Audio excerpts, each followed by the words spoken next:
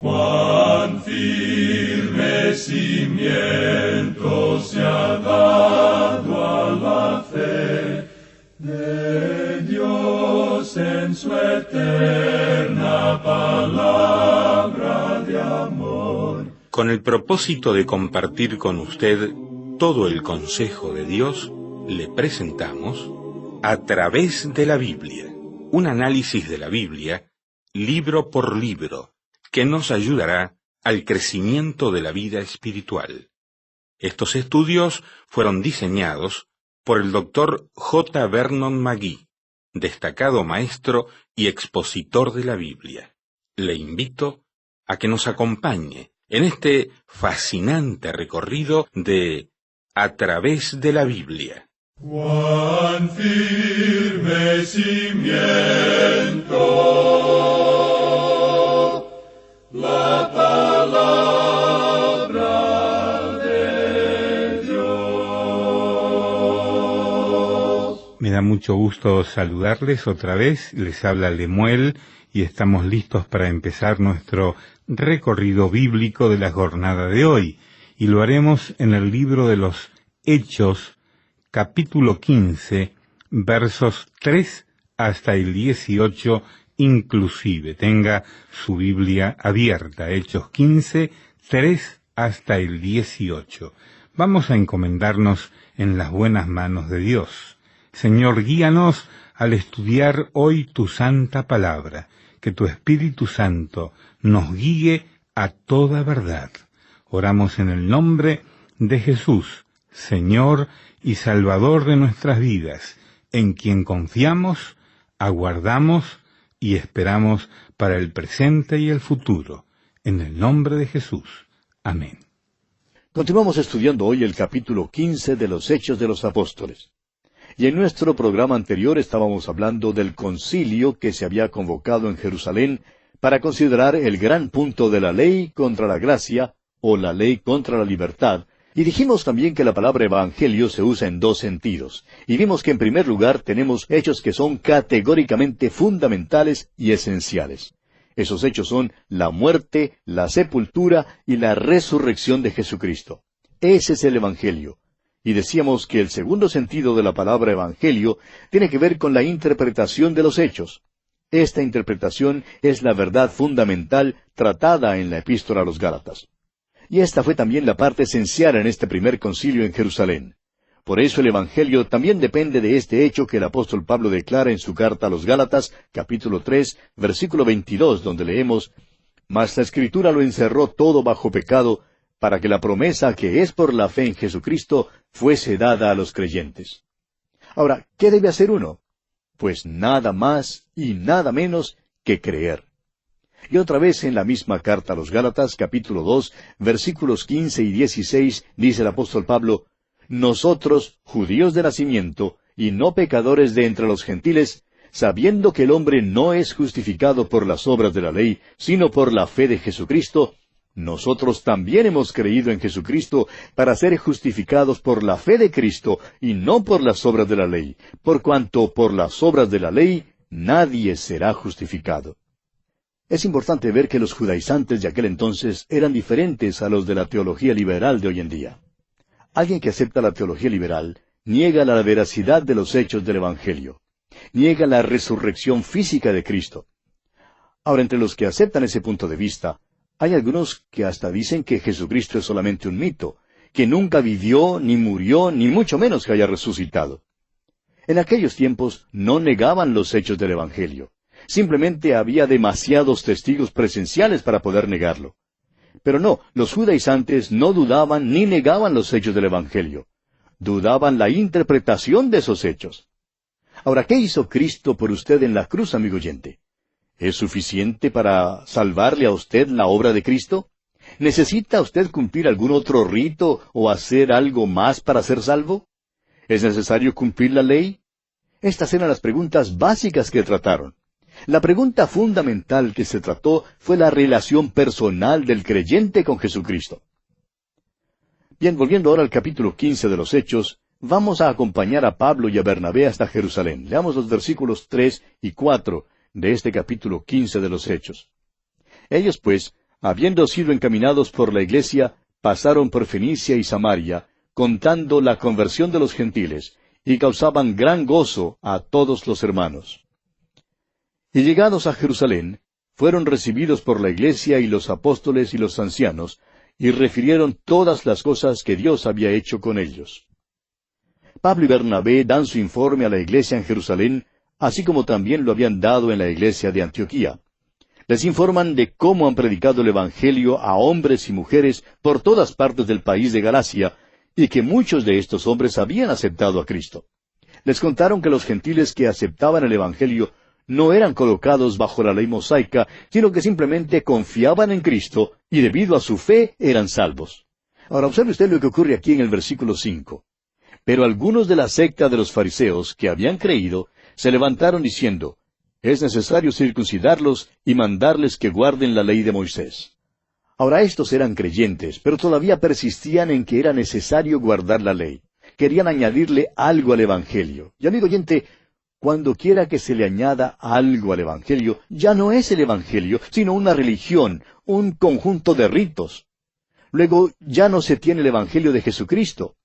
El único acercamiento que le es posible a uno hacer con Jesucristo es por medio de la fe. Todos tenemos que llevar a Cristo por la fe. No hay otra manera sino por la fe.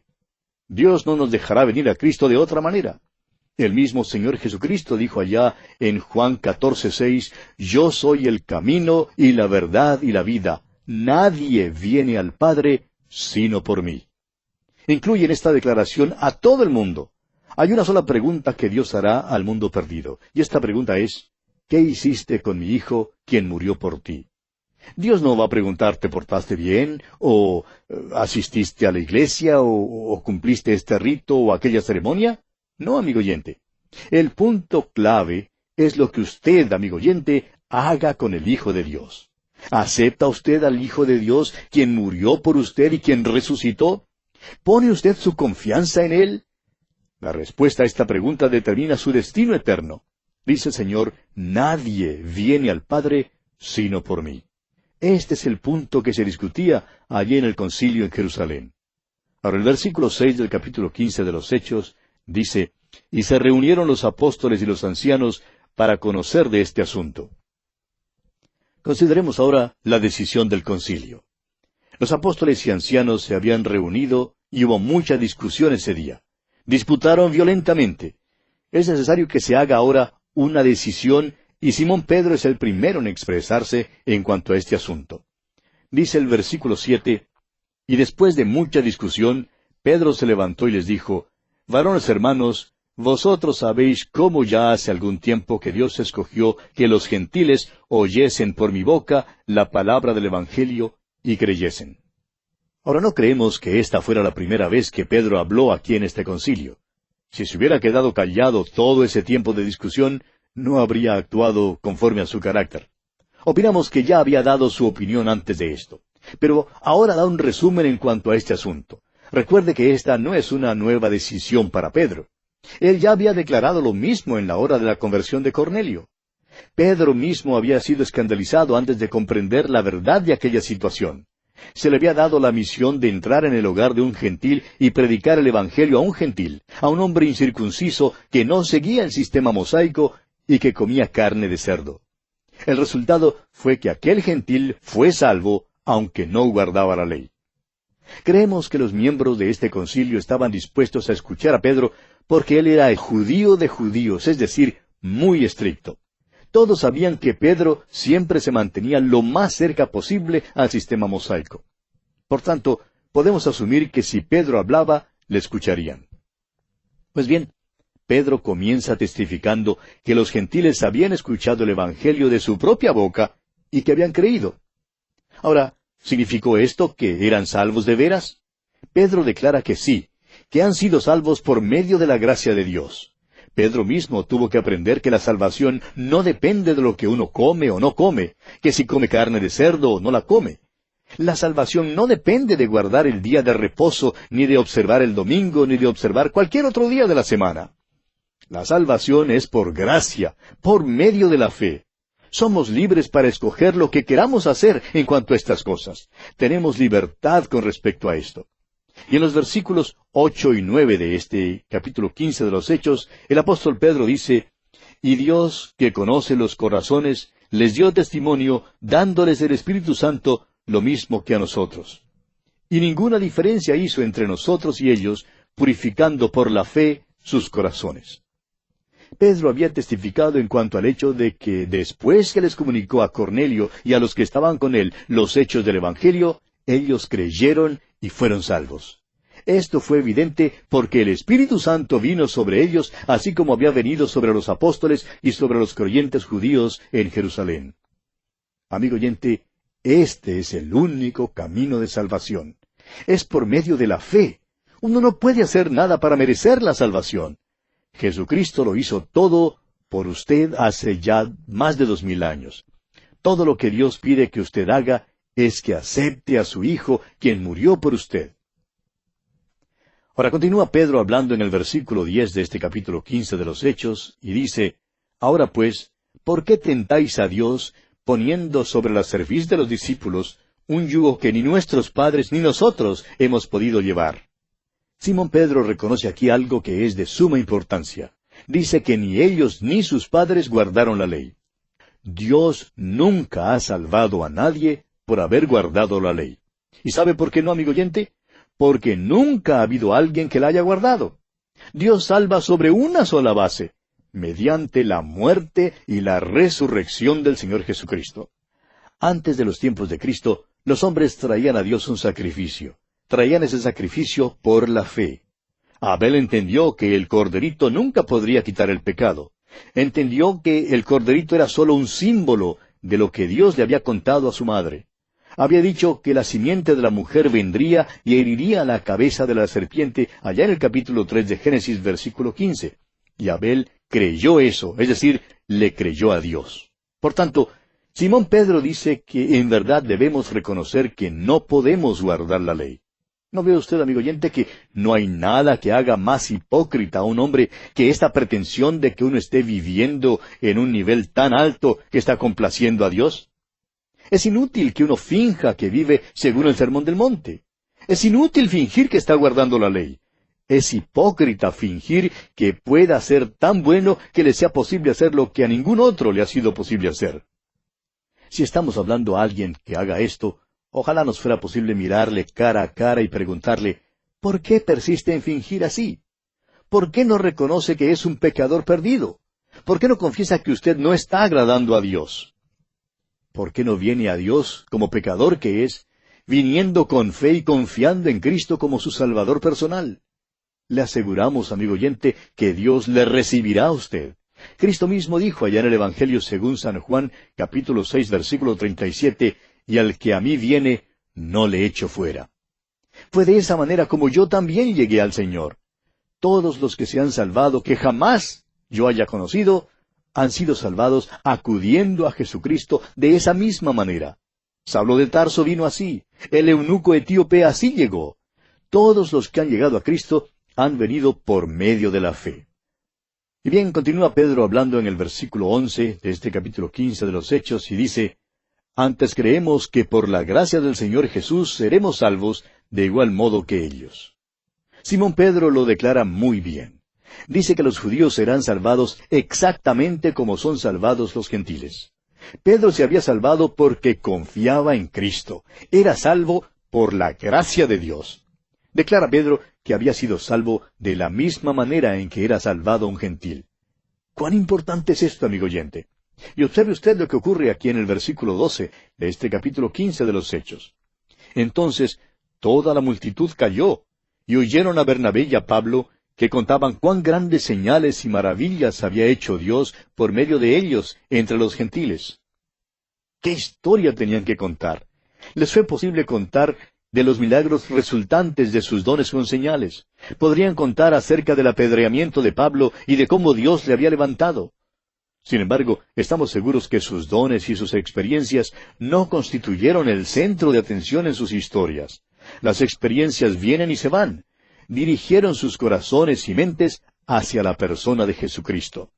Los milagros y prodigios le habían dado autoridad a su mensaje con respecto a Jesucristo. Ahora el siguiente que se levanta para hablar es Jacobo. Y vamos a pausar aquí por un momento para observar que este no es Jacobo el hermano de Juan. Él ya había muerto como mártir, como usted lo recordará, allá en el capítulo 12 de los Hechos, versículo 2. Hay algunos interrogantes en cuanto a quién es este Jacobo. Sabemos que llegó a ser un líder de la iglesia en Jerusalén. Pedro ya lo ha mencionado como líder, allá en el capítulo 12 de los Hechos, versículo 17. Muy bien puede ser que este sea Jacobo, hijo de Alfeo, uno de los 12, como leemos allá en el capítulo 10 del Evangelio según San Mateo, versículo 3. Sin embargo, la tradición de la iglesia, aún desde los padres de la iglesia primitiva, ha identificado a este hombre como Jacobo, hermano de nuestro Señor, como lo encontramos en el capítulo 13 del Evangelio según San Mateo, versículo 55. Tal vez es el que escribió la epístola de Santiago. Ahora permítanos observar otra cosa más. Creemos que la mejor manera de estudiar el libro de los Hechos es estudiarlo junto con las epístolas. Por ejemplo, ya hemos mencionado la epístola a los Gálatas. En realidad, durante el estudio de los capítulos 13 y 14 del libro de los Hechos, sería un buen tiempo para leer esa epístola. Y aquí mismo sería apropiado estudiar la epístola de Santiago. No nos es posible hacer esto en este programa, pero no sería malo que usted estudie este libro de los Hechos de esta manera que hemos sugerido. Pues bien, Jacobo realmente resume lo que piensa este concilio en Jerusalén. Apunta el programa de Dios para el futuro. Y debemos recordar que estos hombres estaban al comienzo de una nueva dispensación. La iglesia recién había nacido en el día de Pentecostés. De modo que todo esto era muy nuevo. Estaban en su infancia. Algunos todavía no comprenden que vivimos en la edad de la gracia, el período de la iglesia. Por tanto, no seamos tan críticos de estos hombres que se reunieron en los comienzos de esta nueva edad. Y dice el versículo 13 de este capítulo 15 de los Hechos, y cuando ellos callaron, Jacobo respondió diciendo, varones hermanos, oídme. Creemos que después de que Simón Pedro habló y después que Pablo y Bernabé dieron su informe, hubo un silencio a causa de que ninguno tenía algo adicional que decir. Aún los judaizantes se quedaron callados debido a los informes de lo que había tenido lugar. Cuando Jacobo habló a la multitud ese día, les pidió que escucharan con cuidado, pues lo que tenía que decir era muy importante. De modo que esto quiere decir que usted y yo, amigo oyente, también debemos escucharle con mucho cuidado. Probablemente a todos nosotros nos hace falta pasar más tiempo escuchando a Dios y menos tiempo hablando. Bien, vamos entonces a escuchar a Jacobo. Dice el versículo 14 de este capítulo 15 de los Hechos, Simón ha contado cómo Dios visitó por primera vez a los gentiles para tomar de ellos pueblo para su nombre. Jacobo está completamente de acuerdo con Pedro. Los dos declaran cuál es el plan de Dios para el día de hoy.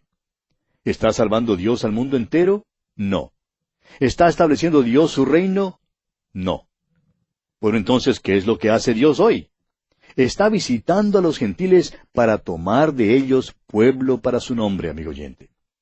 Vemos en el libro de Apocalipsis que delante del trono de Dios habrá gente redimida de toda tribu, lengua, gente y nación.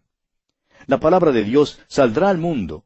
Habrá oposición y habrá apostasía, pero la palabra de Dios saldrá a todo el mundo, porque Dios está tomando del mundo a un pueblo para su nombre.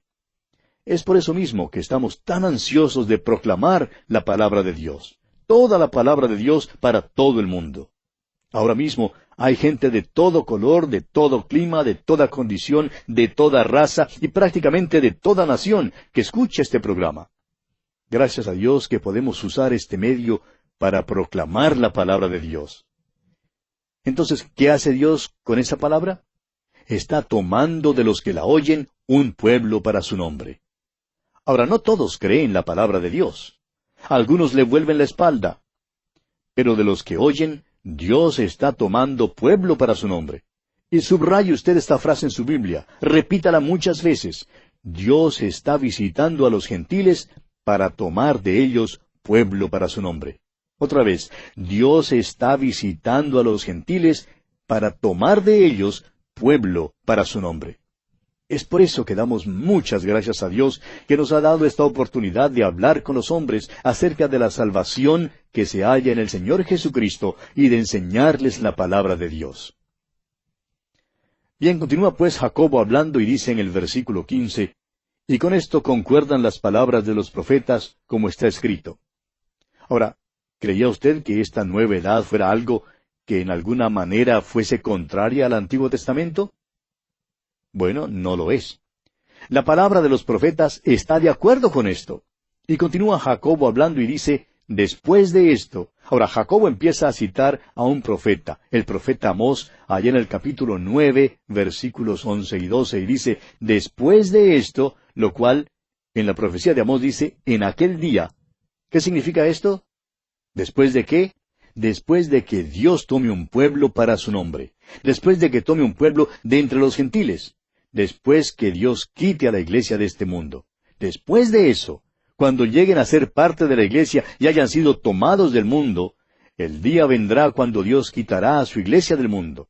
Este evento lo llamamos el rapto o arrebatamiento.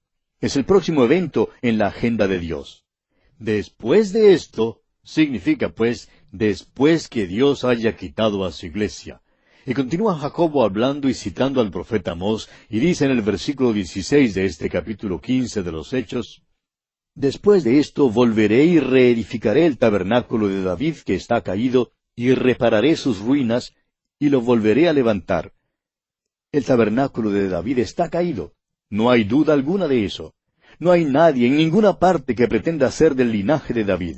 En realidad, el único que tiene ese derecho está a la diestra de Dios en este mismo momento. Pero Dios lo edificará nuevamente. Enviará nuevamente a Jesús. Pero ahora, Dios está tomando pueblo para su nombre. El escritor a los Hebreos nos dice en el capítulo 1 de su carta, versículo 13, pues ¿a cuál de los ángeles dijo Dios jamás, siéntate a mi diestra hasta que ponga a tus enemigos por estrado de tus pies? Dios está trayendo a todos los enemigos de Cristo para ponerlos bajo sus pies. La rebelión se acabará uno de estos días.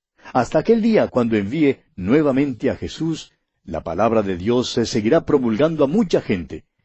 El Espíritu de Dios dice allá en el Salmo 2, versículo 12, honrad al Hijo, para que no se enoje, y perezcáis en el camino, pues se inflama de pronto su ira. Bienaventurados todos los que en Él confían. El programa de Dios es claramente bosquejado, amigo oyente. Está tomando un pueblo del mundo. Luego edificarán nuevamente las ruinas del tabernáculo de David, el cual está caído.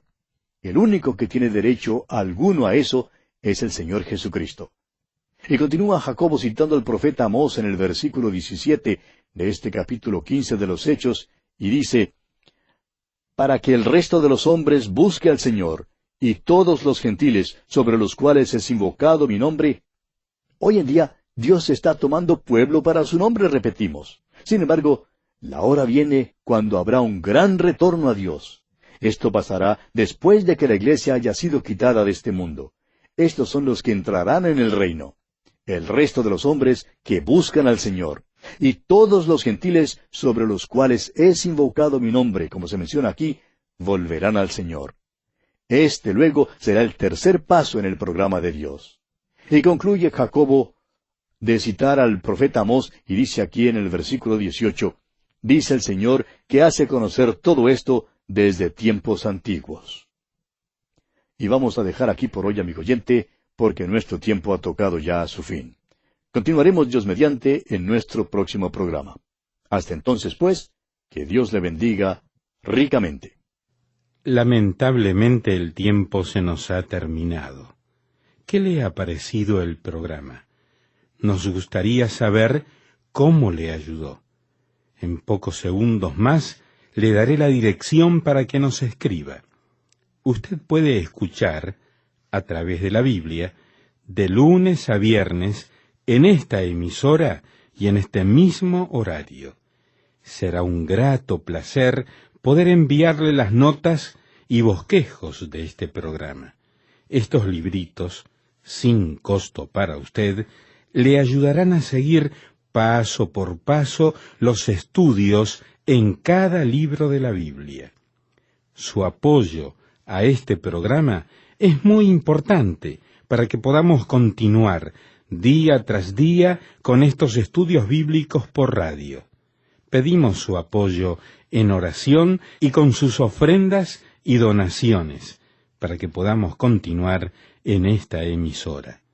Si necesita más información o sencillamente para que nos cuente acerca de los beneficios que recibe de este programa, escriba a la siguiente dirección: A través de la Biblia, apartado 2805, Miami, Florida, 33265, 2805, Estados Unidos.